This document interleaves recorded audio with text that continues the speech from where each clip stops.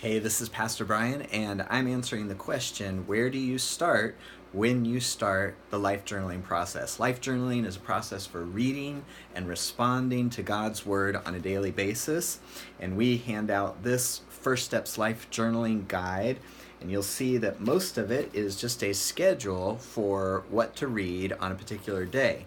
So the question becomes, where do you start? Do you start at the beginning of the Bible? Do you start at the day wherever you happen to be picking it up? And the answer is yes. You can do it a couple of different ways. I'll call the first way the standard or traditional way, and that is no matter when you're starting, you just look on the schedule, you find today's date, you read the scriptures that are listed there for today, and then you write in your life journal about what you have read according to the life journaling process. So that's the standard approach. I'll give you another approach, which I'll call the Paul Varley approach. Paul Varley is one of our lead team members and the treasurer of our church right now. And when he started, because he wanted to get a whole picture, he actually started on the reading for January 1st, even if it wasn't January 1st.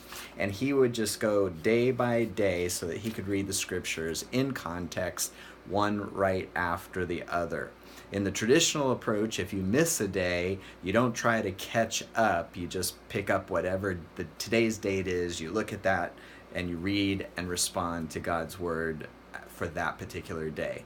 So either way you want to do it, if you want to be focusing on reading everything in context, then maybe you want to use Paul's approach and just start at the beginning and go day by day, one right after the other. Don't miss any check marks, read all of the scriptures, even if you skip a couple of days in between. Or if you want to be in the traditional approach, you can just pick up with whatever day it happens to be. The nice thing about that is if you're doing it with other people, they're reading the same thing that you're reading that day.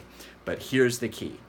No matter which approach you take, just do it. And don't try to catch up on previous days. If you start on a Monday and you don't do it again till Friday, don't try to read 4 or 5 days worth on a Friday. Just pick up where you left off. If you're using Paul's approach, just pick up whatever the date is on that next reading. That way you're not overwhelmed, and eventually you'll read through the whole thing and you'll get everything in context. Hope that helps. Thanks a lot.